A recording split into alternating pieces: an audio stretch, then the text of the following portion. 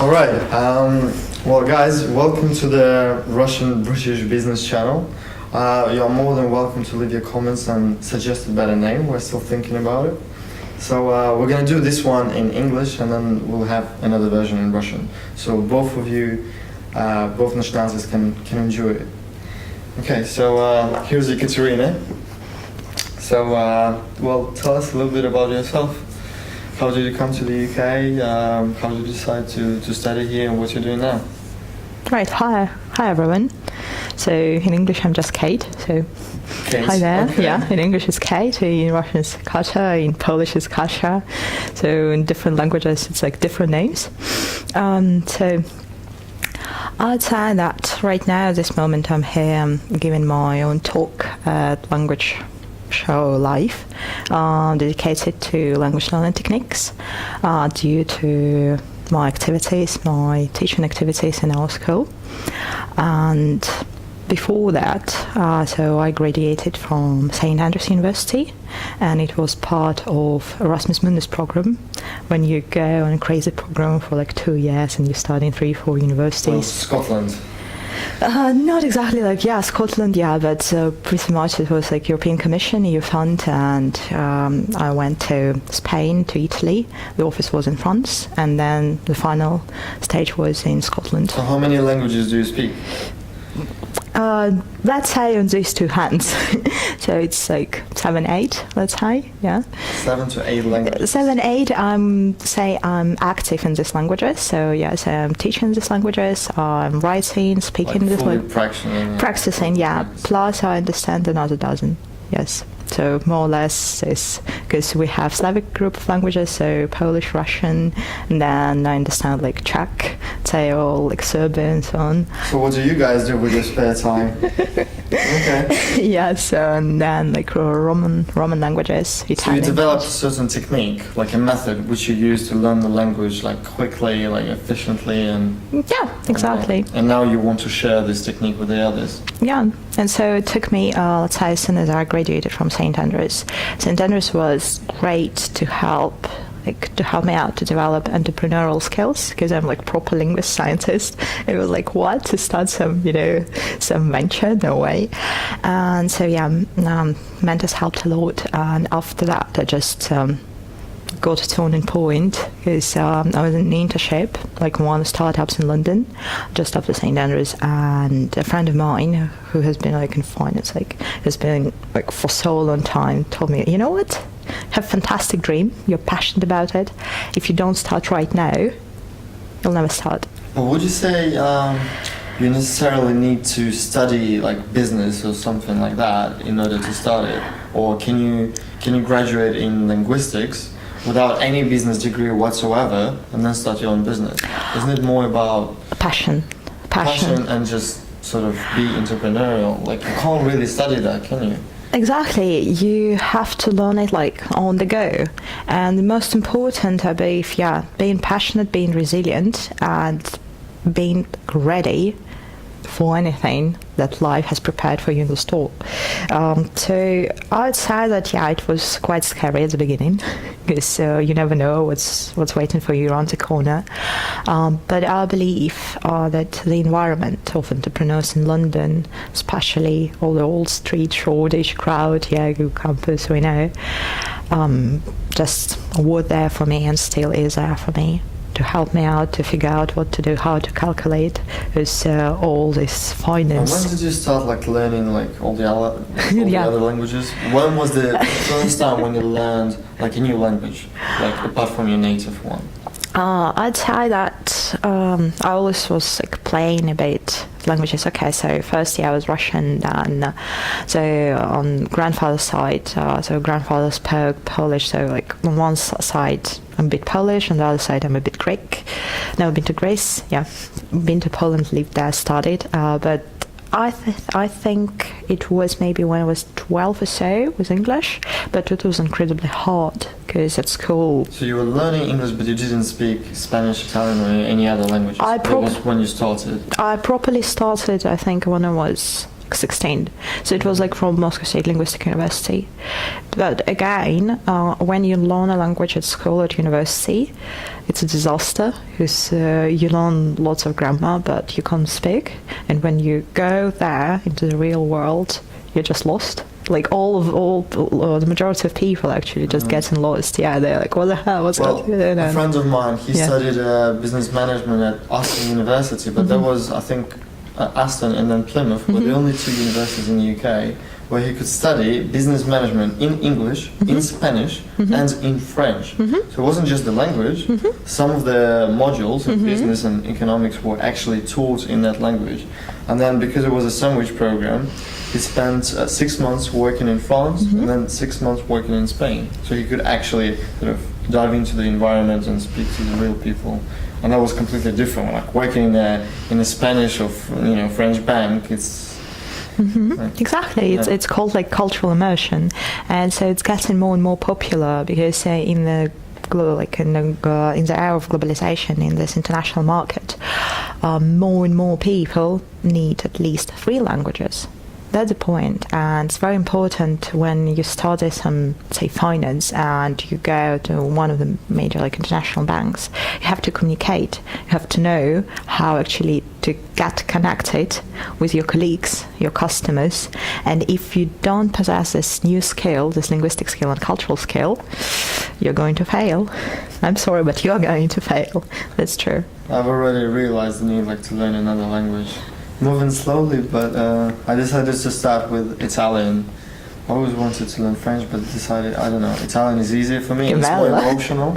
Esatto. So I know how to order in the restaurant, but as soon as I go somewhere in London, and it's like a proper Italian restaurant with an Italian chef and waiters, and I start speaking Italian to them, it's a different approach straight away. It's like a different attitude towards you. They understand that they're a guy, even though I don't actually speak the language fluently. I think it's just more fun. Non c'è problema, adesso parliamo italiano, vero? Sì, dai, cominciamo in questo momento, vero? Yeah. Va bene. Va bene. Dai, bello, bravo. Yeah, exactly. So when you approach business from this cultural side, like cultural awareness, it gives you a bonus because it helps you to create real strong bonds and relationships with your customers and colleagues. So that's one of our objectives, how we try to help businessmen, entrepreneurs, corporations in this market. One of the things I should have shared with you, I'll definitely show you a link. A friend of mine, Ruslan, in Moscow, there was a lady there who set up a school. She basically bought a building or a house, and it's a bit like a mini hotel. So it's very sort of 2 to 3 star hotel, nothing too sophisticated, super cheap, 35,000 rubles per month, which is nothing in pounds. And you're diving into the environment, and you spend a week or 2 actually living there, and you have native speakers, and everyone is different level, and everyone has to sort of cook together at the kitchen. They have different activities. They watch movies. It's a little bit like being at school, but with adults. And a bit like living in dorms, You can't really have that anywhere. And they created this environment in Moscow, so I quite like the concept because I haven't seen anything like this before. You actually want to forget about your business, forget about all the problems, arrange your holiday, your annual leave, go there for 2 weeks and sort of, dive in and speak to people. I think that's the best way to learn the language. Get carried away, yeah, exactly. I haven't seen anything like that before anywhere else. We just decided to start, from online point, just say to attract more attention and more customers, people from different countries, to make them aware. And actually after that, perhaps going into real. That it depends, definitely. And what would you say about online learning, using e-learning for learning the language? What are the key challenges there? I think it's quite hard, especially pronunciation and certain things. Well, talking about say all these video applications, starting all this Skype, Google Hangouts, and so on. The most important, if you have really high-speed internet, so a good connection, and then I believe. HD sort of good quality. Yeah, video. good 'Cause quality. You need to see how like you open your mouth and how you pronounce. It's not about how you see how it's like you pronounce. It's how like you hear. So, for example, you just smile now. Let's smile, and say Lisitsa, Lisitsa. and smile. Lisitsa. Okay. No, don't move your lips, Lisitsa, and just Lisitsa. and just try to say something just in English. Lisitsa. Again, like smile, say Lisitsa, and try to change your pronunciation. Smile, just smile. Say Lisitsa. Lisitsa. I was Okay. supposed to drive back home last night. Okay, and just try not to move your lips. Okay, that is too hard. Just too hard here in the morning. But that's. If I smile, say Lisitsa, I try to say it. I can turn my pronunciation to posh Oxford, posh intelligent pronunciation because I just always don't move my What's the lips. tea? Cup of tea. A cup of tea. Just try to say like try to Lisitsa, cup of tea. Well, there was too much of breakfast at Tiffany's. Exactly. So the thing is that the most important how you actually hear what students are saying. And Can you do the Northern Ireland accent or like Scottish? Edinburgh. Oh, my friend, are you going to Edinburgh? Something like that. Yeah. Interesting. But it's what I Yeah. noticed. I was last week at the exhibition in Scotland, Yeah. Procurex 2015 in Glasgow, and although I was speaking English, with my casual British/American/Russian accent, I sort of when I speak more to Scottish people, I start to adapt and kind of use the same like intonation and like everything else. But it just kind of happens to me. I don't really want to. I don't even know if it offends them or not. That I'm like trying to sort of, copy their accent. Paste. But it's just I sort of adapt and start talking. According to one of the findings, like actually academic findings, it happens subconsciously after 5-10 seconds of dialogue. So actually your ear hears and then adjusts. It's when you come to the Glasgow station when you realize these things. Exactly, yeah. It's just And it's normal, gets it's better. fine. It's fine, yeah. So you just get there. So pretty much with online, the most important, just go for that. And lots of people, so still in the West, like more and more people actually going for e-learning, getting different modules online. So including languages, while in Eastern Europe and also like Russia, still people kind of cautious. They don't believe in online, and there's another mentality that online, if it's online, it should be for free. And we're changing this. Well, in general, people I Yeah. think they're so used to not paying for the content, like, Sure. especially in some developing countries. I realized that quite recently, actually. Like, I mean, I used to download pirate music. Yes, I admit that. And now I'm using Apple Music. I would rather, or Spotify. I'd rather pay £7-10, whatever it is, per month, and at least I get something out of it.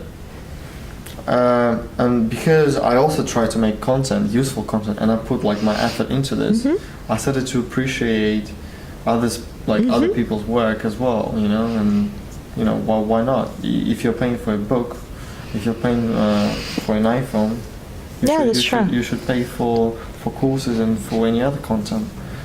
Yeah, it's really important. Yeah. But let's talk about the business. So how did you? Definitely. You've been studying here. At which age did you get this idea that I want to start a business? I want to do that, and like how did it all start? What were the figures? Did you start on your own or with someone? I would say, How did you get to it? yeah, so it was more or less like high school, like first year of the university, when I just got one of the ideas that why not to go on with languages. Okay, I started, it seems interesting, it seems cool, why not to try more and more and more, and then working just... for someone else never crossed your mind? Fortunately, I have quite tough character, so I always... It's difficult to get along with the boss. Let's put it this way, that so when I have supervisors, or when I had like supervisors or like coaches, let's say in sport in the past, we always would kind of, debate, but it would be a healthy debate. It would be good because eventually I would get really good outcome. But still, yeah, it's kind of tough. I wouldn't say, yes, sir, I'm going to do this. No way. I need to figure out whether it's good for, let's say, for the business or for our common purpose or not. So, yeah, that was one of the ideas that I wanted to try on my own. And so how did you start? So... Did you actually make a business plan? Did you plan anything? Or you just sort of decided to start it and then sort of do it along the way? As I'm a teacher, linguist, so I'd say during all the years of study, so wherever I was in Russia, Poland, Spain, Italy, France, Scotland, England, China, Malaysia, India, wherever I was, so I've been teaching and I've been experimenting, and more, so like face-to-face and online. So you kind of started as a hobby, in a way. It was like all together. It was all together, yeah, because I've been like digging into all the linguistics, some cultural studies, and then I was applying all this, experimenting on my students. Nobody died. It was successful, yes. The most important, that actually, indeed, we succeeded, let's say with students, somebody went to university, somebody moved abroad, and there was some impact in our lives. And so later on, like last year, so I properly put my thought into it, and I started writing like methodology, like writing and talking more like to people, to my colleagues, also like graduates of this crazy programs, Erasmus Mundus, because there's a huge community. Have a look at we started together little by little. I was like kind of inviting more and more people, well, kind of, tutors. But did they work for the money, for shares, or there was just pure support and pure interest? It was academic, and it is academic interest because. So not often that you need to bring people who want to work for you for the money. Like sometimes it can be just. But I mean, when we were starting, let's say, I've been writing all this, academic, let's say, advisors as well. One of the advisors is actually the advisor for curriculum at universities and the schools here in the UK. Some connections, let's say, and you could look at it and say, okay, this sounds cool, but this is a bit of rubbish. Yeah, but we spent more than half a year just working on that, brushing it up and getting proper academic paper. And then after that, actually a couple of papers were published in journals, dedicated to cultural teaching, and so also you got a bit of exposure, right? Exactly, yes. And then my long-term plans as well for PhD, because I would like to combine, let's say, theory and practice, because I believe if we can put it on the level of academia, really high level, we actually can change something in the language learning, language teaching process. So starting from here and actually then going.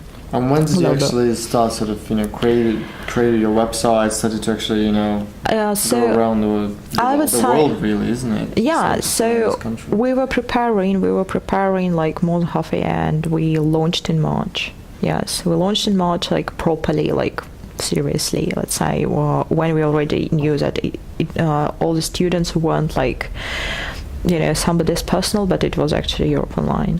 So, and then just going for that, because every course lasts 3 months, because we have different levels. Insight. How did you bring the first students on board? How did you persuade them to sign up and try it? It was just because we've been already experimenting, and they knew me, let's say, personally, and then there were different events as well. I've been working a bit with European Commission on some projects, also G20, and then so not the Education Futures Forum. Now we're starting because it's a bit different already. It's not just me. We have 25 tutors trained, and it's a lot, to handle, and especially when these days it's really hectic, especially when you go to to give a talk or some exhibit somewhere, and you have to kind of hustle, but I think I'm really lucky that I always have some people and team around who are dealing with app who are dealing with the website, and we are like finance, and we are like putting it all together. So in total, I think around 40 people now working on the project.